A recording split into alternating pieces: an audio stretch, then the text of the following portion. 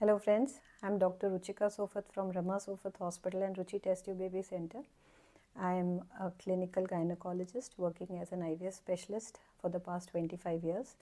आज मैं आपसे जिस बारे में बात करूँगी वो IVF के वे प्रोसीजर्स हैं जो कि आपको बहुत सुनने में मिलता है on social media and several clinics talk about it.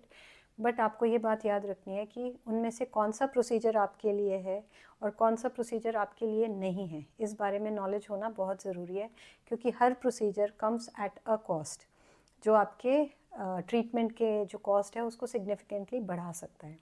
जिस प्रोसीजर की मैं बात कर रही हूँ उनमें सबसे पहले है blastocyst culturing. It is a very good technique. जब से clinics have shifted to blastocyst transfer, it is a single embryo transfer done on day 5 of embryo growth. तो उस समय उस टाइम से जो प्रेगनेंसी रेट्स हैं वो सिग्निफिकेंटली इंक्रीज हो गए हैं. बट आपको याद रखना चाहिए कि blastocyst culturing is not for everybody. ये स्पेशली उन पेशेंट्स में फ़ायदा करते हैं जिनका कि जो आउटकम है वो अच्छा है, जिनमें ज़्यादा एग्स निकलेंगे, जिनकी एग की क्वालिटी अच्छी होगी. उन पेशेंट्स के लिए काफ़ी बेनिफिशियल है. The second would be freeze all strategy. बहुत सारे क्लिनिक्स, IVF सेंटर्स जो भी एम्ब्रियोज बनाते हैं, हर पेशेंट के वो एम्ब्रियोज को फ्रीज कर दिया जाता है और उसको लेटर डेट पे ट्रांसफ़र कर दिया जाता है. But I don't think it is the correct strategy. You have to individualize and tailor the treatments according to patient's requirements. कुछ patients स्पेशली जिनमें आपको हायर डोज ऑफ स्टिमुलेशन लगा है जिस वजह से उनके हॉर्मोन्स इम्बैलेंस्ड हैं या जिनमें PCOS है और बहुत सारे एग्स निकल गए जिस वजह से उनकी लाइनिंग रिसेप्टिव नहीं है, हॉर्मोन्स डिसबैलेंस्ड हैं, ऐसे केसेस में आप एम्ब्रियोज को ज़रूर फ्रीज करें और लेटर डेट पे ट्रांसफ़र करें. बट हर पेशेंट के लिए ये फॉलो करना may not be the right protocol. इसके अलावा कुछ और एड ऑन प्रोसीजर्स हैं लाइक PGT, यानी जिसे हम प्री इम्प्लांटेशन जेनेटिक टेस्टिंग कहते हैं. ये स्पेशली उन पेशेंट्स के लिए फ़ायदेमंद है जिनके की प्रीवियस हिस्ट्री है जेनेटिकली अबनॉर्मल बेबीज़ की, या जिनमें रिकरेंट IVF फेलियर्स है और जिनमें कोई कारण नहीं मिल रहा है कि क्यों IVF बार बार फेल हो रहा है.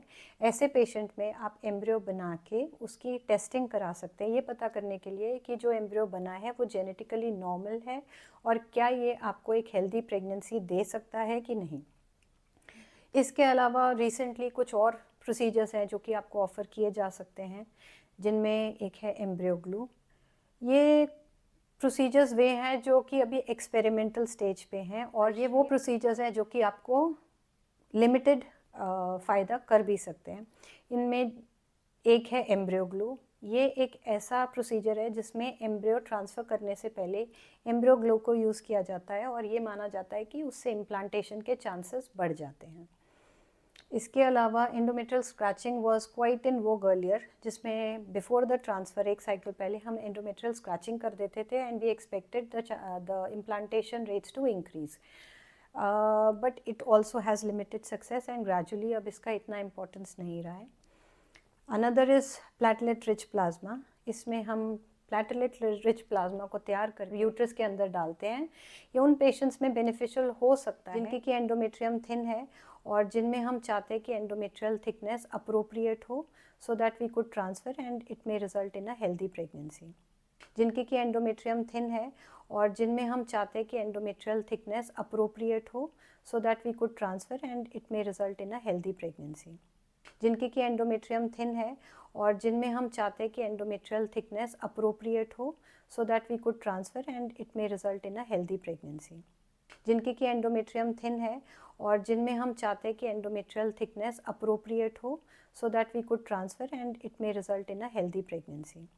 जिनकी की एंडोमेट्रियम थिन है और जिनमें हम चाहते हैं कि एंडोमेट्रियल थिकनेस अप्रोप्रिएट हो so that we could transfer and it may result in a healthy pregnancy.